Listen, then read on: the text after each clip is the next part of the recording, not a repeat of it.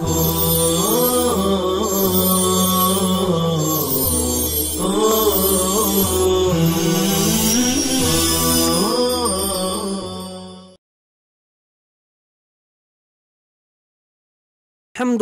رب العالمین والصلاة والسلام علی سید الانبیاء والمرسلین وعلی آلہ واصحابہ اجمعین اما بعد بسم اللہ الرحمن الرحیم وَكَذَلِكَ إِذَا كَانَ الْمَبِيعُ غَيْرَ مَمْلُوكٍ كَالْحُرِّ وَبَيْعُ أُمِّ الْوَلَدِ وَالْمُدَبَّرِ وَالْمُكَاتَبِ فَاسِدٌ، اور اسی طرح جب مبی مملوک نہ ہو جیسے آزاد، ام ولد، مدبر، مکاتب کی بے فاسد یعنی باطل ہے۔ عزیز طلبہ، اس متن کے تحت کل مباحث ثلاثہ پر گفتگو کرنی ہے۔ بحث اول ام ولد، مدبر، مکاتب کی تعریفات اور ان کے بیع کے عدم جواز کی وجہ۔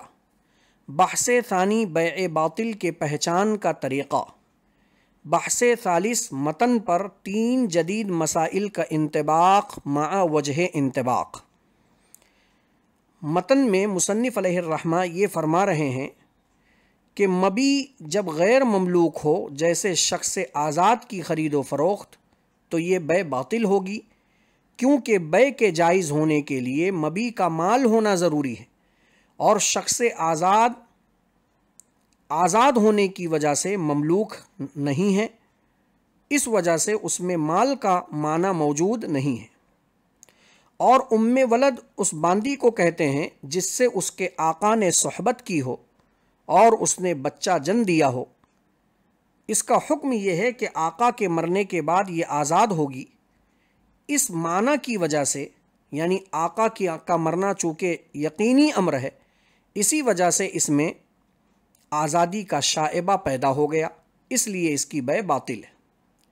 مدبر کی 2 قسمیں ہیں، ایک مدبر مطلق۔ مدبر مطلق اس غلام کو کہتے ہیں جس کی آزادی کو اس کے آقا نے اپنے موت پر معلق کر دیا، مثلا یوں کہہ دیا ہو کہ میرے مرنے کے بعد تو آزاد ہے۔ چونکہ اس میں بھی آزادی کا شائبہ پیدا ہو گیا، اس لیے اس کی بیع بھی باطل ہے۔ مدبر کی دوسری قسم مدبر مقید ہے۔ مدبر مقید اس غلام کو کہتے ہیں جس کی آزادی کو اس کے آقا نے مخصوص موت پر معلق کیا، مثلا یہ کہہ دیا ہو کہ اگر میں اس سفر میں مر گیا تو آزاد۔ فقہا کے نزدیک بالاجماع اس کی بیع جائز ہے، اس لیے یہاں مدبر سے مراد صرف مدبر مطلق ہے، مدبر مقید نہیں ہے۔ مکاتب اس غلام کو کہتے ہیں جس سے اس کے آقا نے کتابت کا معاملہ کیا ہو، یعنی یہ کہہ دیا ہو کہ تو مجھے اتنے پیسے کما کر دے، تو آزاد ہے۔ مکاتب کے اندر بھی اس عقد کتابت کی وجہ سے حریت کا معنی پیدا ہو گیا، اس لیے اس کی بیع بھی باطل ہوگی۔ امام قدوری نے یہاں عبارت میں فاسدن کہا، صاحب ہدایہ فرماتے ہیں یہاں فاسد سے مراد باطل ہے۔ یہ تشریح اس وجہ سے کرنی پڑی کہ آپ حضرات کو بیع فاسد کے تحت بتلایا گیا کہ مشتری اگر بیع فاسد میں مبی پر قبضہ کر لے تو مشتری کا مبی پر قبضہ کرنا یہ مفید ملک ہوتا ہے، یعنی مبی میں مشتری کی ملک ثابت ہو جاتی ہے۔ جبکہ یہاں اگر کوئی شخص آزاد پر بحیثیت مبی قبضہ کر لے، مشتری ام ولد پر بحیثیت مبی قبضہ کر لے، مدبر اور مکاتب پر بحیثیت مبی قبضہ کر لے، تو یہاں یہ قبضہ کرنے کے بعد بھی مشتری کے لیے مبی کے اندر ملکیت ثابت ہی نہیں ہوگی۔ یہ ملکیت کا ثابت نہ ہونا اس بات کی علامت ہے کہ یہاں فاسد سے مراد فاسد نہیں بلکہ باطل ہے۔ بحث ثانی بیع باطل کے پہچان کا طریقہ۔ یاد رکھنا چاہیے کہ ہر وہ چیز بیع کو باطل کر دیتی ہے جو رکن بیع میں خلل پیدا کرے۔ رکن بیع یعنی ایجاب و قبول میں خلل 2 طرح سے ہوتا ہے۔ نمبر 1، رکن بیع یعنی ایجاب و قبول غیر اہل سے صادر ہو، بئی طور کہ اس کو کرنے والا نا سمجھ بچہ یا مجنون ہو تو بیع باطل ہو جائے گی۔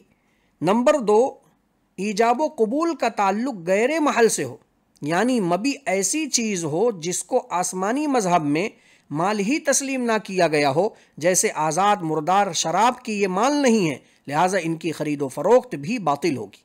معلوم یہ ہوا کہ بیع کے جواز کے لیے مبی کا مال ہونا ضروری ہے اور آزاد شخص مملوک نہ ہونے کی وجہ سے مال نہیں ہے۔ اسی طرح ولد مدبر مکاتب میں ایک معنی کی وجہ سے آزادی کا شبہ پیدا ہو گیا، اسی لیے ان کی بیع بھی باطل ہوگی۔ تو خلاصہ کلام یہ ہوا کہ بیع باطل کے پہچاننے کا طریقہ یہ ہے کہ دیکھ لیا جائے کہ اگر خلل رکن بیع میں پیدا ہوا ہے تو پھر بیع باطل ہو جائے گی۔ بحث ثالث، متن پر 3 جدید مسائل کا انطباق مع وجہ انطباق۔ پہلا مسئلہ، گڈ ول اور تجارتی علامت ٹریڈ مارک کی خرید و فروخت کا شرعی حکم۔ عصر حاضر میں تجارتی ترقی کے ساتھ تجارتی نام اور تجارتی علامت کا مسئلہ پیدا ہوا کہ ایک کمپنی مال تیار کرتی ہے اور تیار کردہ مال پر اپنا نام اور علامت لگاتی ہے، جس کا مقصد یہ ہوتا ہے کہ بازار مارکیٹ میں پہچانا جائے کہ یہ فلاں کمپنی کا مال ہے، اور اس کی وجہ سے رغبت و شہرت پیدا ہوتی ہے، اور عمدہ مال تیار کرنے کی وجہ سے رفتہ رفتہ وہ کمپنی مارکیٹ میں ایک مقام حاصل کر لیتی ہے۔ پھر جب سے عام لوگوں کے دھوکہ کھانے کا مسئلہ پیدا ہوا تو حکومت کی جانب سے ٹریڈ مارک اور گڈ ول کا رجسٹریشن ہونے لگا، اور تاجروں کو دوسروں کے رجسٹرڈ کرائے ہوئے ناموں اور علامتوں کو استعمال کرنے سے منع کر دیا گیا۔ اگر دوسرے لوگ اس نام کو استعمال کریں تو کاروباری اعتبار سے یہ بہت بڑا غرر اور دھوکہ سمجھا جاتا ہے۔ شریعت مطہرہ کے قانونی معاملات میں ایک اہم قانون یہ ہے کہ ایسا کوئی بھی کام نہ کیا جائے جو دوسروں کے لیے دھوکہ دہی کا باعث ہو۔ اس لیے رجسٹریشن کروانا عین مطابق شرع ہے۔ پھر چونکہ یہ ایک حق محفوظ ہے اور اس کی شہرت کی وجہ سے اس سے معاشی مفاد بھی وابستہ ہو گیا ہے، اس لیے اس کو مال کے حکم میں قرار دیتے ہوئے اس کی خرید و فروخت کی شرعاً اجازت ہوگی۔ دوسرا عصری مسئلہ، بزنس لائسنس کی خرید و فروخت کا شرعی حکم۔ تجارت کی اہمیت موجودہ دور میں بڑھتی جا رہی ہے، اور اس سے نہ صرف افراد و اشخاص بلکہ ملک و قوم کی ترقی بھی متعلق ہو گئی ہے۔ ملکی معیشت کی ترقی اور انحطاط میں خاص کر ایکسپورٹ اور امپورٹ یعنی درآمد و برآمد کا بڑا حصہ ہوا کرتا ہے، لیکن اکثر کنٹریاں ایکسپورٹ اور امپورٹ کے لیے قانونی طور پر تحریری سرٹیفکیٹ جاری کرتی ہیں تاکہ اندرونی ملک سامان لایا جا سکے یا ملک کے باہر سپلائی کیا جا سکے۔ اس تحریری اجازت نامے کو تاجروں کے عرف میں تجارتی لائسنس کہتے ہیں۔ اسے حاصل کرنے کے لیے حکومت کو ایک بڑی رقم دینی پڑتی ہے، نیز محنت بھی درکار ہوتی ہے۔ بنیادی طور پر تجارتی لائسنس 2 قسم کے ہوتے ہیں۔ نمبر 1، جو عمومی نوعیت کا ہو اور قانوناً کوئی بھی شخص اس سے فائدہ اٹھا سکتا ہو، شرعاً اس کی خرید و فروخت جائز ہوگی۔ نمبر 2، لائسنس کسی شخص معین ہی سے متعلق ہو اور قانوناً وہی اس سے استفادہ کر سکتا ہو، ایسی صورت میں کسی دوسرے کو لائسنس منتقل کرنے کا وہ شخص مجاز نہیں ہوتا ہے، اور شرعی اعتبار سے لائسنس کی خرید و فروخت درست نہیں ہوگی، کیونکہ اس میں غرر اور دھوکے کا اندیشہ ہے۔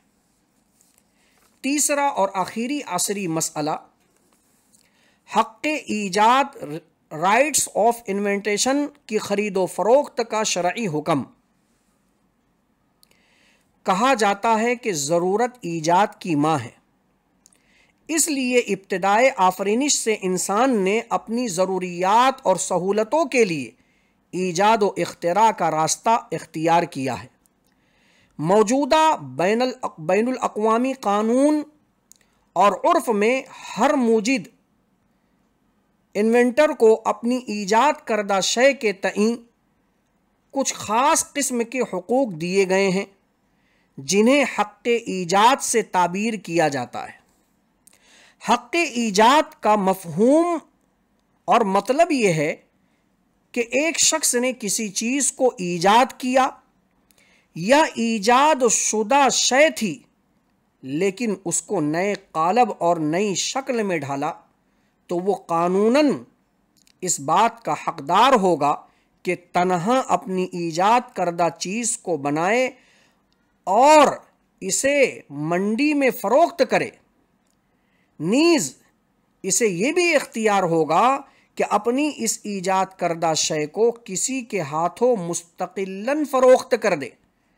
مثلاً کسی میڈیکل سائنٹسٹ نے کینسر، ہارٹ اٹیک یا کسی بھی مرض کے علاج کے لیے کوئی فارمولہ ایجاد کیا تو اسے حق ہوگا کہ وہ تنہا اس فارمولہ کے مطابق بنائی ہوئی دوا کو بازار میں بیچے یا کسی کمپنی کے ہاتھوں اس فارمولہ ہی کو فروخت کر دے، کیونکہ اپنی کوشش کو نتیجہ خیز بنانے کے لیے اس نے سخت محنت بھی کی ہے اور اخراجات بھی کیے ہیں۔ آج پوری دنیا میں آئینی طور پر موجد کے لیے اس حق ایجاد کو تسلیم کیا گیا ہے، لہذا شرعی طور پر حق ایجاد کی خرید و فروخت جائز ہوگی۔ عزیز طلبہ، ان مسائل ثلاثہ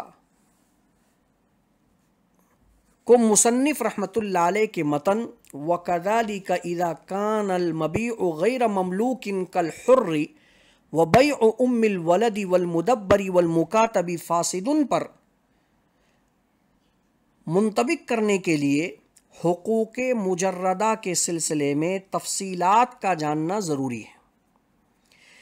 یاد رکھیں، حقوق کی تعریف اور اقسام مع احکام کا جاننا یہ بے از حد ضروری ہے، اس لیے ہم ان کی تعریفات، اقسام اور احکام آپ کے سامنے اب ذکر کر رہے ہیں۔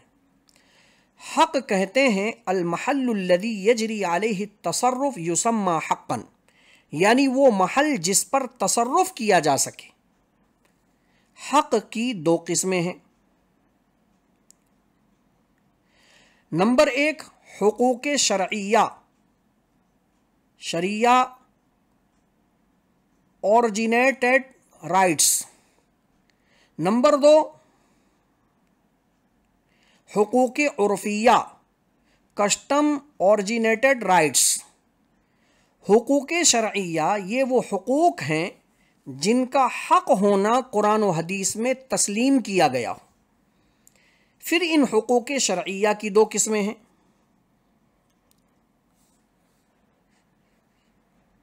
نمبر 1، حقوق ضروریہ، یہ وہ حقوق ہیں جن کا ثبوت اصالتاً نہ ہو بلکہ کسی خاص فرد کی خاص مجبوری و حالات کو دیکھ کر محض دفع ضرر کی غرض سے دیے گئے ہوں کہ اگر وہ مجبوری و حالات نہ ہوں تو اسے یہ حق دینے کی کوئی عقلی یا شرعی وجہ موجود نہ ہو، جیسے حق شفاعہ جو صرف پڑوسی سے ضرر کو دفع کرنے کے لیے مشروع کیا گیا ہے، جبکہ عام قاعدہ تو یہ ہے کہ جب زمین کی خرید و فروخت عاقدین کی رضامندی سے ہو تو اب شفیع کو اس میں مداخلت کا کوئی حق نہ ہو، یہ عقل کہتی ہے، کیونکہ بیع کے تام ہو جانے کے بعد تیسرے شخص کو اس میں مداخلت کا حق نہیں ہوتا ہے، لیکن شریعت نے اس کے باوجود شفیع کو حق شفاعہ دیا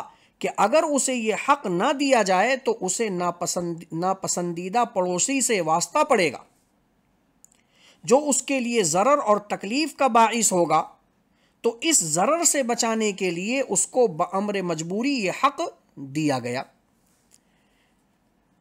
اب اس کا حکم سن لیجئے۔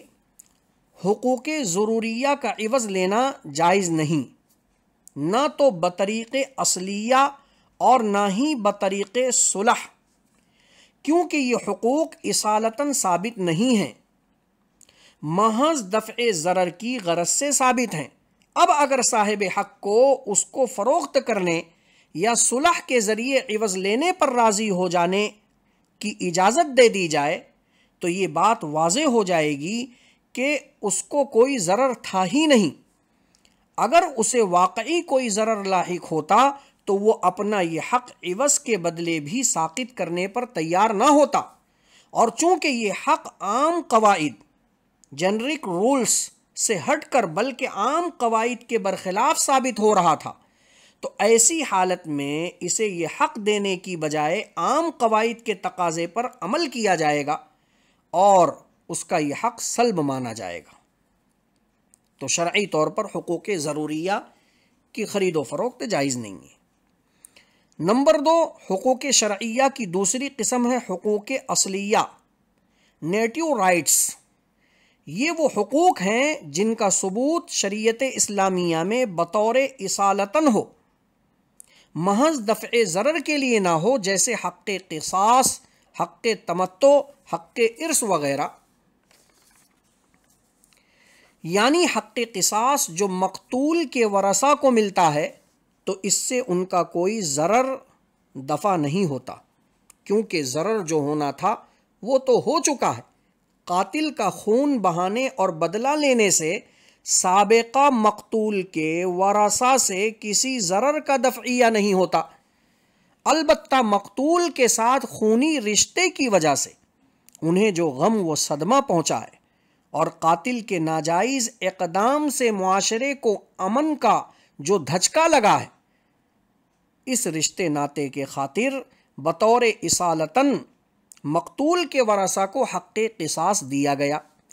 اسی طرح حق میراث اور شوہر کا اپنی بیوی سے فائدہ اٹھانے کا حق، جسے حق تمتع کہتے ہیں، کسی خاص وقتی ضرر کے دفعیے کے لیے نہیں دیے گئے، بلکہ رشتوں ناتوں کی تکمیل کے لیے یہ حقوق دیے گئے ہیں۔ اسی بنا پر انہیں حقوق اصلیہ کہا جاتا ہے۔ اس کا حکم یہ ہے کہ ان حقوق کی خرید و فروخت نہیں ہو سکتی کہ کسی سے عوض لے کر اس کو یہ حق منتقل کیا جائے، یعنی یہ نہیں ہو سکتا کہ کسی سے عوض لے کر اس کو قاتل سے قصاص لینے کا حق دیا جائے، یا کسی سے عوض لے کر اس کو اپنا میراث اصول کرنے کا حق دیا جائے۔ البتہ بطریق صلح اس کا عوض لے کر اپنے حق سے دستبردار ہو سکتا ہے، یعنی قاتل سے عوض لے کر اس کا قصاص معاف کیا جائے، یا وارث دوسرے ورثہ سے کچھ لے کر ترکے سے دستبردار ہو جائے، جسے اصطلاح میراث میں تخارج کہتے ہیں، تو یہ درست ہے۔ حقوق کی دوسری قسم حقوق عرفیہ۔ یہ وہ حقوق ہیں جن کی صراحت قرآن و حدیث کے نصوص میں نہ ہو، بلکہ عام عرف و تعامل اور لوگوں کے رسم و رواج کی بنا پر ان حقوق کا وجود تشکیل پایا ہو۔ اسی بنا پر ان کو حقوق عرفیہ کہا جاتا ہے۔ حقوق عرفیہ کی قسمیں، اس کی بھی دو قسم ہے، جیسے حقوق شرعیہ کی دو قسم تھی، ایسے ہی حقوق عرفیہ کی بھی دو قسم ہیں۔ حقوق عرفیہ کی ایک قسم تو وہ ہیں جو کسی اثاثے یا عین شے سے انتفاع لینے کے حق سے متعلق ہوں، مثلا کسی کے مملوکہ راستے میں گزرنے کا حق، جسے حق طریق کہتے ہیں، جو اس کے مالک کو حاصل ہوتا ہے، اور یہ حق مرور چونکہ زمین یعنی عین کے تابع ہے، اس لیے زمین کی طرح اس کی بھی بے جائز ہوگی، یعنی جیسے بے زمین کی جائز ہے ایسے اس کی بھی بے جائز ہوگی۔ دوسری قسم حقوق عرفیہ کی یہ ہے کہ وہ حقوق جو کسی خارجی اثاثے کے تابع نہ ہوں، مثلا حق ایجاد، حق تصنیف، ٹریڈ مارک وغیرہ، جو مسائل ثلاثہ آپ کے سامنے ابھی پیش کیے گئے۔ حقوق عرفیہ کی اس دوسری قسم کی خرید و فروخت جائز ہے یا نہیں، اس بحث کا تعلق اس سے ہے کہ پہلے یہ طے کیا جائے کہ یہ حقوق مال ہیں یا نہیں، کیونکہ عبارت میں صاف طور پر بتلا دیا گیا وَكَذَلِكَ إِذَا كَانَ الْمَبِيعُ غَيْرَ مَمْلُوكٍ، اس عبارت سے مفہوم ہو رہا ہے کہ بے کے جائز ہونے کے لیے مبی کا مال ہونا ضروری ہے۔ تو اب یہاں یہ طے کرنا ہوگا کہ گڈ ویل ہو یا ٹریڈ مارک ہو یا حق ایجاد ہو، جو مسائل ثلاثہ آپ کے سامنے پیش کیے گئے، ان کی بے جائز ہے یا نہیں، اس کا تعلق سب سے پہلے اس بحث سے ہے کہ پہلے یہ طے کیا جائے کہ یہ جو حقوق ثلاثہ، مسائل ثلاثہ کی روشنی میں ذکر کیے گئے، یہ مال ہیں یا نہیں۔ کیونکہ جواز بے کے لیے فقہا نے مبی میں صفت مالیت کی شرط لگائی ہے۔ یہی وجہ ہے کہ آزاد، مکاتب، ام ولد کی بے باطل ہے، اس لیے کہ ان میں مالیت کا معنی معدوم ہے۔ اب ہمیں سب سے پہلے یہ جاننے کے لیے کہ یہ مسائل ثلاثہ میں جو حقوق بیان کیے گئے ہیں یہ مال ہیں یا نہیں ہیں، مال کی تعریف کا جاننا ضروری ہے، تاکہ معلوم ہو سکے کہ یہ حقوق مجردہ مال ہیں یا نہیں۔ احناف کے یہاں مال کی تعریف میں خاصا اضطراب پایا گیا ہے، بڑا اضطراب پایا گیا ہے۔ چنانچہ علامہ شامی رحمۃ اللہ علیہ فرماتے ہیں کہ مال سے مراد وہ چیز ہے جس کی طرف طبیعت مائل ہو اور اسے وقت ضرورت کے لیے جمع کیا جا سکتا ہو۔ ما یمیل الیہ الطبع ویمکن ادخارہ الی وقت الحاجہ۔ ایسے ہی صاحب ہدایہ فرماتے ہیں کہ مال وہ چیز ہے جس کا جمع کرنا ممکن ہو، والمال ما یمکن احرازہ۔ معلوم یہ ہوا کہ فقہائے احناف کے یہاں مال کی تعریف میں احراز و ادخار یعنی ذخیرہ اندوزی کی شرط ہے، اور یہ ذخیرہ اندوزی مادی اور عینی اشیاء میں تو ہو سکتی ہے، لیکن معنوی اشیاء، حقوق مجردہ میں نہیں ہو سکتی ہے۔ لہٰذا مال کی اس تعریف کے اعتبار سے اوپر ذکر کردہ حقوق، تجارتی لائسنس، گڈ ول، تجارتی علامت ٹریڈ مارک اور حق ایجاد وغیرہ کی بے جائز نہیں ہوگی، کیونکہ یہ حقوق معنوی ہیں جن میں ادخار کی صلاحیت نہیں ہے۔ لیکن یہاں یہ بات بھی قابل توجہ ہے کہ یہ جو اکثر علماء احناف نے مال کی تعریف میں ادخار کی قید لگائی ہے، وہ اس لیے کہ اس زمانے میں عین کے سوا، عین شے کے سوا کسی اور شے میں یہ کیفیت نہیں پائی جاتی تھی۔ لیکن اس جدید ترقی یافتہ دور میں ادخار یعنی ذخیرہ اندوزی کی تعین وسائل کے لحاظ سے کرنا پڑے گی، اور وہ یہ ہے کہ قابل ادخار یعنی ذخیرہ اندوزی کی صلاحیت وہ شے ہے کہ انسان جب اس کو حاصل کرنے کے لیے مناسب تدبیر اختیار کرے تو وہ اس کے زیر قبضہ اور زیر دست آ جائے، بئیں طور کے مالک جب چاہے اس کو اس شے کی شان و حال کے مطابق استعمال کر سکے۔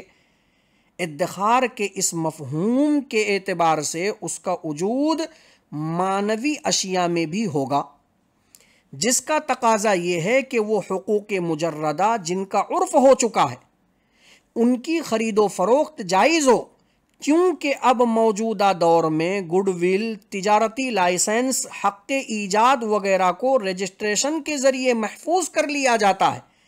اس طرح مال ہونے کے لیے فقہا نے جو ادخار یعنی ذخیرہ اندوزی کی شرط لگائی ہے وہ یہاں ان مسائل ثلاثہ میں موجود ہے۔ چنانچہ شیخ الاسلام علامہ تقی عثمانی مد ظلہ العالی نے حقوق مجردہ کی خرید و فروخت کے جواز کے لیے 5 شرطیں بیان فرمائی ہیں۔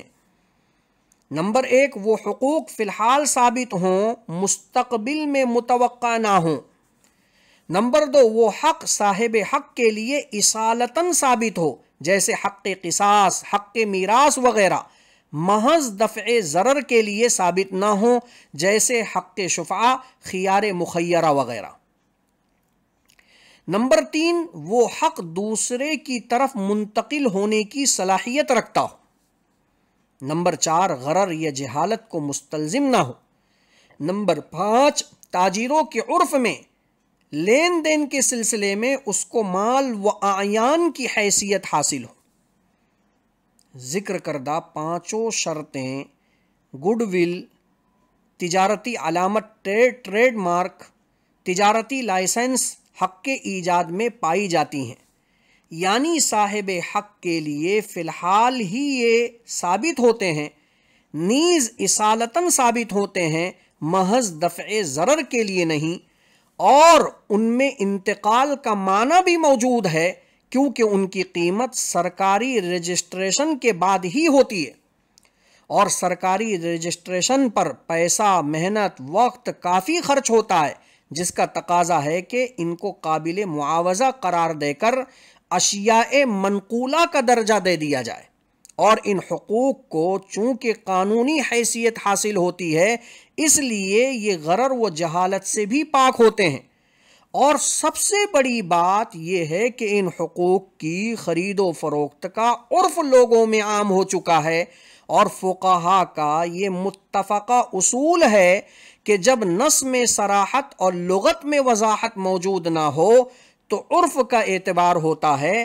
اس لیے جب گڈ ول، تجارتی لائسنس اور حق ایجاد وغیرہ کی خرید و فروخت کا عرف عام ہو چکا ہے تو یہ بھی مال کے حکم میں ہوں گے، اور ان کی خرید و فروخت شرعاً جائز ہوگی، کیونکہ قاعدہ ہے جو چیز عرف سے ثابت ہوتی ہے وہ ایسی ہے جیسے نص سے ثابت ہو۔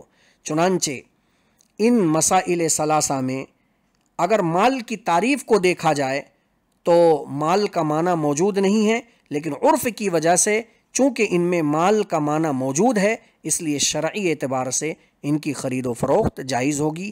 السلام علیکم ورحمۃ اللہ وبرکاتہ۔